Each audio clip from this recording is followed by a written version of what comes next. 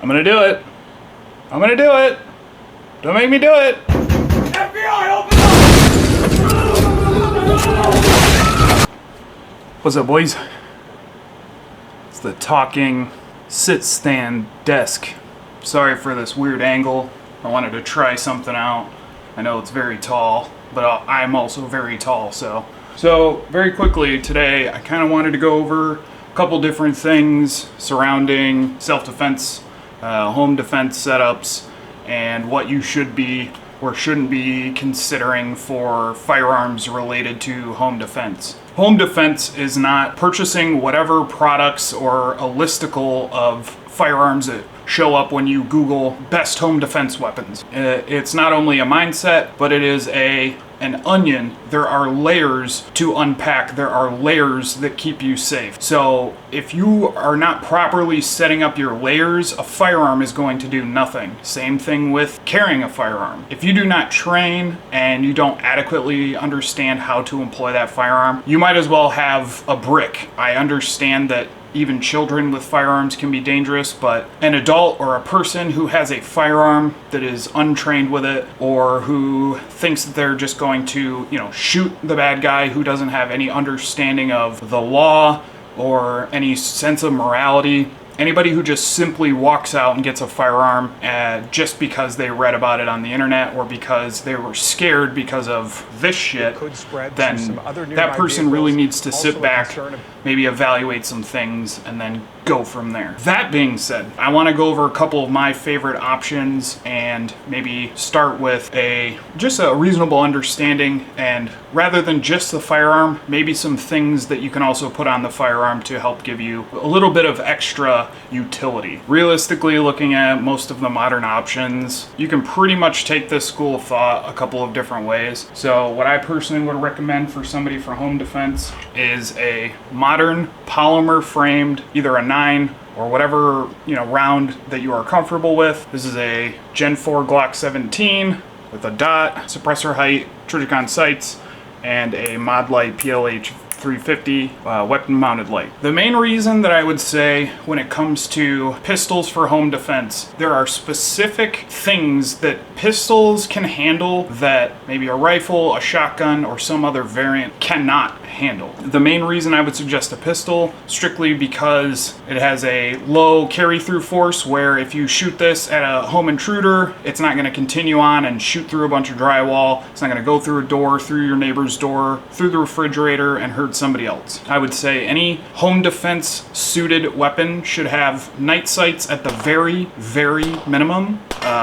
Metal or either tritium or some sort of glow-in-the-dark iron sights. So a night sight or an optic. It doesn't matter if you're not a optic person. You don't need to go out and do it just because, but it does give you the element of being able to, at least, because you cannot shoot what you cannot see. Yes, optics are very nice for situational awareness and all sorts of additional things when it comes to shooting, but at night, if you cannot line your iron sights up, or if you're incapable of properly doing then you shouldn't be pulling the trigger. At least a night sight or a night capable optic, a white light, and then I would say run hollow points or self-defense rounds. Some of my favorites are Federal HSTs and Spear Gold Dot, though the SIG V Crowns are also fantastic rounds. Whatever your favorite personal defense or self-defense or home defense ammo, go ahead and run that. The main reason I would suggest something larger is if you're not carrying this firearm, you should pick the largest firearm that you can manage or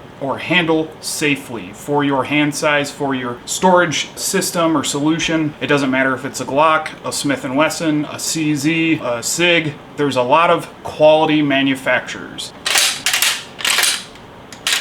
So this is an Escalade pump action shotgun. So this is a 12 gauge pump action bird gun, technically. This was one of my first firearms. I've shot pretty much every type of round from this, from slugs, high brass, buck, bird shot, dragon's breath, you name it. Traditional wooden furniture, no butt pad, with a 𝚂𝚑𝚋𝚋𝚎 mossy oak side saddle. I understand that this is not a tactical shotgun. This is not a 3-gun. This is not a speed gun. For a lot of people, this might be the best option. Hear me out. In a lot of places in the rural or backcountry in the United States, things like a long gun might not necessarily be as advantageous, even though you have the range of a farmland or something like that. This can handle more threats than people really give it credit for. When I say home defense shotgun, I'm not talking about a over-under, a side-by-side, or some sort of low round shotgun. I'm specifically talking about a pump action or semi-automatic shotgun for a tactical or home defense use. You want as many rounds as you can get, and there's that old FUD lore. Well, you just give them one of these and they'll shit their pants and take off running. I mean, realistically, the sound difference between this and this are essentially negligible. So just because somebody might have argued with you about it on the internet, on Reddit or Instagram or some other social media platform, does not invalidate the pump or semi-automatic shotgun from a serious self or home defense tool. So when it comes to round selection for a home defense shotgun, there are so many options. You have high brass double-aught buck, there's specific self-defense rounds, birdshot, home intruder rubber rounds. These are the Remington AccuTip 385 grain Sabo slugs. So these things are fucking cooking. This is a high brass Sabo slug, a 385 grain projectile moving at 1900 feet per second, if I'm not mistaken. Yeah, moving at 1900 feet per second. If you hit basically anything in North America with one of those at reasonable distances, I'm talking under 90 meters, 90 yards, you're probably going to stop it. The versatility, you pop maybe a side saddle on one side, you can get these pump shotguns for extremely cheap. A Remington 870, a Mossberg 500, a 590, some of the more tactical models, the 940, for under $1,000. And in some instances, you can get used 12 gauge, 2 3/4 inch shotguns for like $200, if not even cheaper. So do not sleep on the 12 gauge shotgun. I understand there's multiple other choices, but really, I think for the beginner, a 12 gauge shotgun can fill almost more roles than something like an AR-15 or a semi-automatic 308 or a larger hunting rifle that you would also be able to use as a home defense rifle. That being said, always understand that there will be limitations for the shotgun. You have a lower magazine or tube capacity. Most of them just have these bead sights. Some new ones have Picatinny rail mounts, a 1913 rail where you can put an optic. Some have ghost sights. Some have slots drilled into them or milled into them so that you can put like a standard pistol irons on them. You usually can't unless you get one of these, I'll roll a video of it here, either a barrel or magazine tube clamp to run a weapon light on them. They've got much more recoil. Usually the length of pull is not adjustable. However, with shotgun pistol variants like the Shockwave, some of these shotguns you can put the shot mini shells. So unfortunately this shotgun does not run them. I would have them to demonstrate to you, but the I think Aguila makes them and maybe Remington, but the mini shells, you can load a standard tube with those inch and a half mini shells and get like 11 rounds in a standard capacity pump shotgun, as long as you're, the firearm needs to be validated for that round.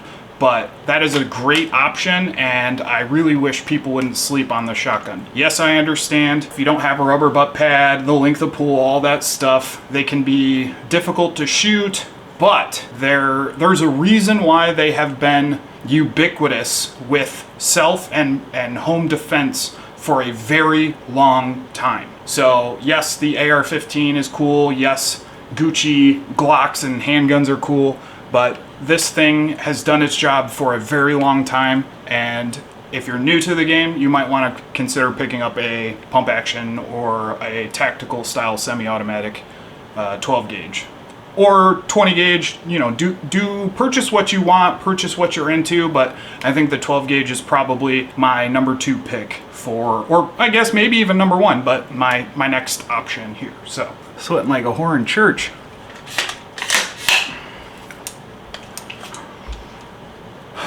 Much like the 9mm pistol, I'm going to obviously pick the AR-15. So this is a custom built, personal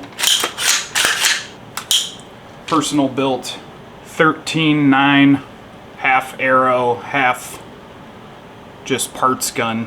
So this has got the Magpul SLK stock, Mod Light PLH little 3D printed negligent discharge cover. This is a sight mark green laser and white light backup. Please don't make fun of me.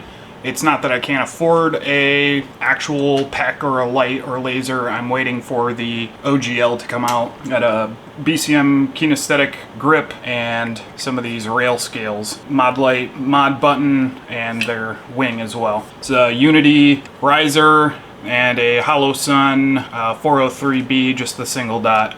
No solar, just the buttons on the top and the turret caps. I've also got standard safety selector, bolt release, and I've got a Radian Raptor charging handle. So as you might be able to see on this rifle, I do not have Magpul backup irons or anything. The cool thing about these Unity risers is there is it's got a 2-inch sight radius, but there's a front post and a rear peep built into this riser. I've also got an extremely reliable dot. I know some people don't much care for Hollow Sun, but I've used them to great effect over the last few years. I've also got a green laser that has a 50-meter offset 0, so I'm not gonna really go into that. So this is my primary home defense and personal training rifle. The main reason that I would choose this last, even though it is my favorite of the 3 firearms presented today, is the additional training and additional nonsense necessary to be proficient with an AR-15, let alone an AR-15 if there's a bump in the night and you've got a family,